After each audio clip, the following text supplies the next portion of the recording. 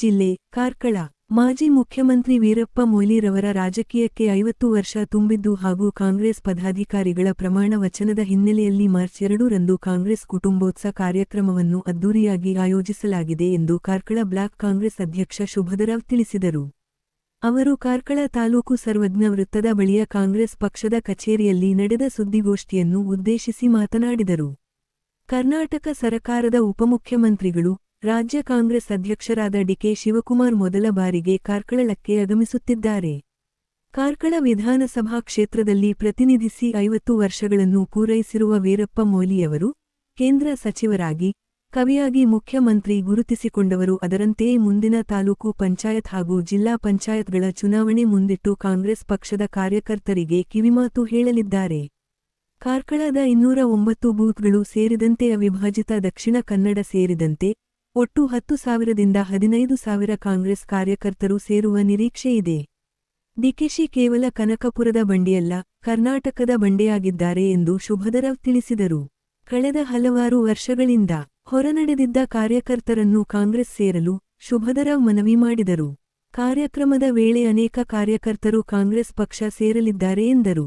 ಪತ್ರಿಕಾಗೋಷ್ಠಿಯಲ್ಲಿ ಗ್ಯಾರಂಟಿ ಸಮಿತಿಯ ಅಧ್ಯಕ್ಷರಾದ ಅಜಿತ್ ಹೆಗ್ಡೆ, ಕಾಂಗ್ರೆಸ್ ಪದಾಧಿಕಾರಿಗಳಾದ ಅನಿಲ್ ಪೂಜಾರಿ, ಉದಯ ಶಂಕರ್, ಭಾನು ಭಾಸ್ಕರ್, ಪ್ರವೀಣ್ ಶೆಟ್ಟಿ, ಪ್ರದೀಪ್ ಬೇಲಾಡಿ ಉಪಸ್ಥಿತಿಯಲ್ಲಿದ್ದರು.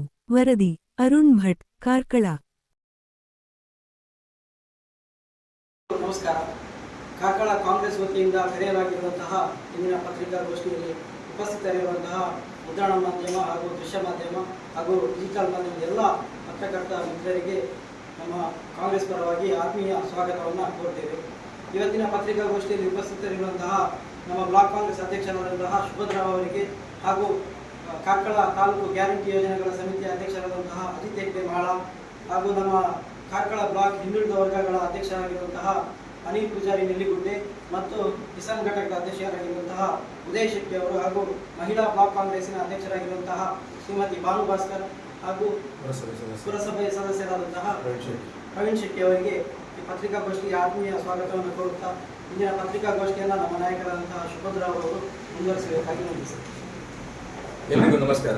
ಮೊದಲಿಗೆ ಒಂದು ಕ್ಷಮೆ ಇರಲಿ. ಕರ್ನಾಟಕ ಸರ್ಕಾರದ ಉಪಮುಖ್ಯಮಂತ್ರಿಗಳು, ರಾಜ್ಯ ಕಾಂಗ್ರೆಸ್ನ ಅಧ್ಯಕ್ಷರಾಗಿರುವ ಸನ್ಮಾನ್ಯ ಡಿಕೆ ಶಿವಕುಮಾರ್ ಅವರು ಮಾರ್ಚ್ 2ಕ್ಕೆ ಕಾರ್ಕಳಕ್ಕೆ ಆಗಮಿಸ್ತಾ ಇದ್ದಾರೆ.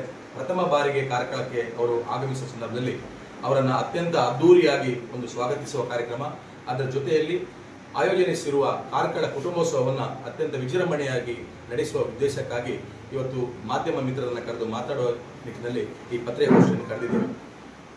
ಕಾರ್ಕಳ ಬ್ಲಾಕ್ಸ್ ಮತ್ತು ಹೆಬ್ರಿ ಬ್ಲಾಕ್ನ ನೂತನ ಬ್ಲಾಕ್ ಕಾಂಗ್ರೆಸ್ ಅಧ್ಯಕ್ಷರುಗಳು, ವಿವಿಧ ಘಟಕದ ಅಧ್ಯಕ್ಷರುಗಳು ಮತ್ತು ಪದಾಧಿಕಾರಿಗಳು, ಹಾಗೆ ಬೂತ್ನ ಅಧ್ಯಕ್ಷರುಗಳು ಇವರನ್ನೆಲ್ಲ ಒಳಗೊಂಡ ನೂತನ ಪದಾಧಿಕಾರಿಗಳ ಪದಗ್ರಹಣ, ಅದರ ಜೊತೆ ವಿಶೇಷವಾಗಿ ಕಾರ್ಕಳದಲ್ಲಿ ಶಾಸಕರಾಗಿ ಪ್ರತಿನಿಧಿಸಿ 50 ವರ್ಷವನ್ನು ಪೂರ್ತಿ ಮಾಡಿದ ಸನ್ಮಾನ್ಯ ವೀರಪ್ಪ ಮೊಯ್ಲಿಯವರು, ಅನೇಕ ಪ್ರಶಸ್ತಿಗೆ ಭಾಜನರಾದವರು, ಅನೇಕ ಸಚಿವ ಹುದ್ದೆಯನ್ನು ಅಲಂಘಿಸಿದವರು, ಕರ್ನಾಟಕ ಸರ್ಕಾರದ ಮುಖ್ಯಮಂತ್ರಿಗಳಾದವರು, ಕೇಂದ್ರದ ಸಚಿವರಾಗಿ ಹುದ್ದೆಯನ್ನು ನಿರ್ವಹಿಸಿದವರು, ಅದರ ಜೊತೆಯಲ್ಲಿ ಕವಿಯಾಗಿ ನಮ್ಮನ್ನೆಲ್ಲ ಕಂಡವರು, ಅವರನ್ನು ವಿಶೇಷವಾಗಿ ಈ ವೇದಿಕೆಯಲ್ಲಿ ಸನ್ಮಾನ ಕಾರ್ಯಕ್ರಮ, ಈ ಕಾರ್ಯಕ್ರಮದ ಮೂಲ ಉದ್ದೇಶವೇ ಅದು.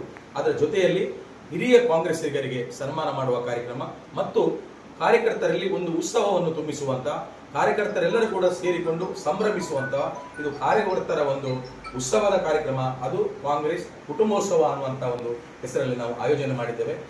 ನಮಗೆಲ್ಲ ಬಹಳ ಸಂತೋಷ ಹೇಳಿದ್ರೆ ರಾಜ್ಯಾಧ್ಯಕ್ಷರೇ ಬಂದು ಒಂದು ನೂತನ ಪದಾಧಿಕಾರಿಗಳ ಪದಗ್ರಹಣದಲ್ಲಿ ಭಾಗವಹಿಸುತ್ತಾರೆ ಅನ್ನುವಂತ ಹೇಳಿದ್ರೆ ಅದು ನಮ್ಮ ಕಾಂಗ್ರೆಸ್ ಕಾರ್ಯಕರ್ತರಿಗೆ ಬಹಳ ಒಂದು ಹೆಮ್ಮೆಯ ವಿಚಾರ, ಸಂತಸದ ವಿಚಾರ. ಯಾಕೆಂದ್ರೆ ರಾಜ್ಯಾಧ್ಯಕ್ಷರು ಬೇರೆ ಬೇರೆ ಕಾರ್ಯಕ್ರಮಗಳಿಗೆ ಆಗಮಿಸುವುದು ನಾವು ನೋಡಿದ್ದೇವೆ, ಆದರೆ ಕಾರ್ಯಕರ್ತರ ಒಂದು ಪದಗ್ರಹಣಕ್ಕೆ ಆಗಮಿಸುವುದು ಇದು ರಾಜ್ಯದಲ್ಲೇ ಮೊದಲು. ಅದರಿಂದ ಅವರನ್ನು ಅದ್ದೂರಿಯಾಗಿ ಸ್ವಾಗತಿಸುವುದು ನಮ್ಮೆಲ್ಲರ ಕರ್ತವ್ಯ ಆಗ್ತದೆ. ಹಾಗಾಗಿ ಎಲ್ಲ ಪೂರ್ವ ಸಿದ್ಧತೆಗಳನ್ನ ಮಾಡಿಕೊಂಡಿದ್ದೇವೆ. ಸುಮಾರು 10ರಿಂದ 15,000 ಜನರ ನಿರೀಕ್ಷೆಯನ್ನ ನಾವು ಇಟ್ಕೊಂಡಿದ್ದೇವೆ. ಈಗಾಗಲೇ 209 ಬೂತ್ ಅಧ್ಯಕ್ಷರುಗಳ ಮೀಟಿಂಗ್ಗಳನ್ನು ಮಾಡಿ, ಕಾರ್ಕಳ ನನ್ನ ಬ್ಲಾಕಿಗೆ ಸಂಬಂಧಪಟ್ಟ 23 ಗ್ರಾಮೀಣ ಸಮಿತಿ ಅಧ್ಯಕ್ಷರುಗಳ ಮೀಟಿಂಗ್ ಮಾಡಿ ಮತ್ತು ಒಂದು ನಗರ ಸಭೆಯಲ್ಲಿ ಎಲ್ಲಾ ಮೀಟಿಂಗ್ಗಳನ್ನು ಮಾಡಿ ಎಲ್ಲಾ ರೀತಿಯ ಪೂರ್ವ ಸಿದ್ಧತೆಗಳನ್ನ ನಾವು ಮಾಡಿಕೊಂಡಿದ್ದೇವೆ. ಕಾರ್ಯಕರ್ತರು ಅತ್ಯಂತ ಉತ್ಸುಕತೆಯಿಂದ ಸ್ವಯಂ ಪ್ರೇರಿತರಾಗಿ ಈ ಕಾರ್ಯಕ್ರಮದಲ್ಲಿ ಭಾಗವಹಿಸಲಿಕ್ಕೆ ತಮ್ಮ ಆಸಕ್ತಿಯನ್ನ ತೋರಿಸ್ತಿರುವಂಥದ್ದು ನಮಗೆಲ್ಲರಿಗೂ ಕೂಡ ವಿಶೇಷವಾಗಿ ಕಾಣ್ತಾ ಇದೆ.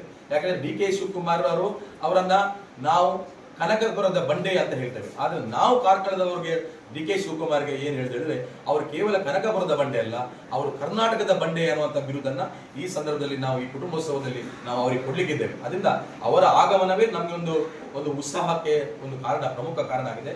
ಈ ಕಾರ್ಯಕ್ರಮ ವಿಶೇಷತೆ ಏನು ಹೇಳಿದ್ರೆ ವೀರಪ್ಪ ಮೊಯ್ಲಿ ಅವರನ್ನ ಗೌರವಿಸುವುದು. ತನ್ನ ಶಾಸಕತ್ವದ ಅವಧಿ 50 ವರ್ಷ ಪೂರ್ಣಗೊಳಿಸಿದ್ದಾರೆ ಅವರು. ಅದರಿಂದ ಅವರನ್ನು ವಿಶೇಷವಾಗಿ ಅವರ ಸಾಧನೆಯನ್ನು ನೆನಪಿಸುವಂಥದ್ದು, ಅವರ CET ಕಾರ್ಯಕ್ರಮದ ಮೂಲಕ ಏನು ಯುವಜನತೆ ಪ್ರಯೋಜನ ಪಡ್ಕೊಂಡಿದ್ದಾರೆ ಅದನ್ನೆಲ್ಲವನ್ನ ನೆನಪಿಸುವಂತಹ ಕಾರ್ಯಕ್ರಮ ಅತಿ ಪ್ರಮುಖವಾದ ಕಾರ್ಯಕ್ರಮ. ಮತ್ತೆ ಹಿರಿಯ ಕಾಂಗ್ರೆಸ್ಸಿಗರಿಗೆ ಸನ್ಮಾನಗಳನ್ನು ಮಾಡ್ತೇವೆ, ಮತ್ತೆ ಅನೇಕ ಸಂಘ ಸಂಸ್ಥೆಗಳಿಗೆ ಸಹಾಯಧನವನ್ನು ಕೂಡ ಮಾಡ್ತೇವೆ. ಈ ಎಲ್ಲ ಕಾರ್ಯಕ್ರಮಗಳನ್ನು ವಿಶೇಷತೆ ಅದೇ ಕಾಂಗ್ರೆಸ್ ಕುಟುಂಬೋತ್ಸವ. ನಾವೆಲ್ಲರೂ ಇದರಲ್ಲಿ ವಿಶೇಷವಾಗಿ ವಿವಿಧ ಧರ್ಮದ, ವಿವಿಧ ಭಾಷೆಯ, ವಿವಿಧ ಆಚರಣೆಗಳನ್ನು ಮಾಡುವ ವಿವಿಧ ವರ್ಗದ ಜನರು ನಾವೆಲ್ಲರೂ ಒಂದು ಕುಟುಂಬ ಅನ್ನುವ ನಿಟ್ಟಿನಲ್ಲಿ, ಅದು ಇಡೀ ರಾಜ್ಯಕ್ಕೆ ಅದನ್ನ ಒಳ್ಳೆಯ ಸಂದೇಶವನ್ನು ಸಾರಿಸುವ ನಿಟ್ಟಿನಲ್ಲಿ ಒಂದು ಹಮ್ಮಿಕೊಂಡಿರುವ ಈ ಕಾರ್ಯಕ್ರಮವೇ ಅದು ಕಾಂಗ್ರೆಸ್ ಕುಟುಂಬೋತ್ಸವ ಅಂತ ಹೇಳಲಿಕ್ಕೆ ನಿಮಗೆಲ್ಲ ನಾನು ಬಯಸ್ತೇನೆ. ನಮ್ಮ ರಾಜ್ಯದ ಉಪಮುಖ್ಯಮಂತ್ರಿಗಳಾದ ಡಿ ಕೆ ಶಿವಕುಮಾರ್ ಜೊತೆಯಲ್ಲಿ ಅನೇಕ ಗಣ್ಯರು, ನಮ್ಮ ಉಸ್ತುವಾರಿ ಸಚಿವರಾಗಿರುವ ಲಕ್ಷ್ಮೀ ಹೆಬ್ಬಾಳ್ಕರ್ ಅವರು ಮತ್ತು ಶಾಸಕರಾಗಿರುವ ಶರತ್ ಬಚ್ಚೇಗೌಡ ಅವರು ವಿಶೇಷವಾಗಿ ಆಗಮಿಸಿದ್ದಾರೆ. ಎರಡು ಉಭಯ ಜಿಲ್ಲೆಯ ಮಾಜಿ ಸಚಿವರುಗಳು, ಶಾಸಕರುಗಳು, ಬ್ಲಾಕ್ ಕಾಂಗ್ರೆಸ್ ಅಧ್ಯಕ್ಷರುಗಳು ಇವರೆಲ್ಲರೂ ಕೂಡ ಈ ಕಾರ್ಯಕ್ರಮದಲ್ಲಿ ಭಾಗವಹಿಸ್ತಾರೆ ಅನ್ನುವಂಥ ಮಾತನ್ನ ಈ ಸಂದರ್ಭದಲ್ಲಿ ನಿಮಗೆ ಹೇಳಿ ಬಯಸ್ತಾ ಈ ಕಾರ್ಯಕ್ರಮಕ್ಕೆ ತಾವೆಲ್ಲರೂ ಕೂಡ ಸಹಕಾರ ಮಾಡಬೇಕು ಅಂತ ಮನವಿಯನ್ನು ಮಾಡ್ತೇವೆ. ಆ ನಂತರ ಸಭಾ ಕಾರ್ಯಕ್ರಮದ ನಂತರ ವಿಶೇಷವಾಗಿ ಸಾಂಸ್ಕೃತಿಕ ಕಾರ್ಯಕ್ರಮಗಳನ್ನು ಕೂಡ ಹಮ್ಮಿಕೊಂಡಿದ್ದೇವೆ. ಕಾರ್ಯಕ್ರಮದ ವಿಶೇಷ ಕಲಾವಿದರು ಸಾಂಸ್ಕೃತಿಕ ಕಾರ್ಯಕ್ರಮವನ್ನು ಹಮ್ಮಿಕೊಂಡಿದ್ದೇವೆ. ಸುನೀಲ್ ನೆಲ್ಲೆಗುಡ್ಡೆ ಅವರ ಕಾರ್ಯಕ್ರಮವೂ ಕೂಡ ಇದೆ. ಸುಮಾರು 1 ಗಂಟೆಗಳ ಕಾಲ ಸಾಂಸ್ಕೃತಿಕ ಕಾರ್ಯಕ್ರಮ ಮತ್ತೆ ಆಹಾರ ಮೇಳ, ಅಂದರೆ ಬಂದವರಿಗೆಲ್ಲರೂ ಕೂಡ ಒಳ್ಳೆ ರೀತಿಯ ಉಪಹಾರದ ವ್ಯವಸ್ಥೆಯನ್ನು ಕೂಡ ಮಾಡಿದ್ದೇವೆ. ಅದರಿಂದ ಎಲ್ಲ ಪತ್ರಿಕಾ ಮಿತ್ರರು ಈ ಕಾರ್ಯಕ್ರಮದ ಯಶಸ್ವಿಗೆ ಸಹಕರಿಸಬೇಕು. ರಾಜ್ಯದ ಅಧ್ಯಕ್ಷರಾಗಿರುವ ಡಿ ಕೆ ಶಿವಕುಮಾರ್ ಅವರು ಆಗಮಿಸಿರುವ ಈ ಕಾರ್ಯಕ್ರಮವನ್ನು ಒಳ್ಳೆ ರೀತಿಯಲ್ಲಿ ಪತ್ರಿಕಾ ಮಾಧ್ಯಮಗಳಲ್ಲಿ, ತಮ್ಮ ಎಲೆಕ್ಟ್ರಾನಿಕ್ ಮಾಧ್ಯಮಗಳಲ್ಲಿ ಅದನ್ನು ಪ್ರಕಟಿಸಿ ಕಾರ್ಯಕ್ರಮದ ಯಶಸ್ವಿಗೆ ಸಹಕರಿಸಬೇಕಂತ ನಿಮ್ಮಲ್ಲಿ ಕಳಕಳಿಯ ಮನವಿ.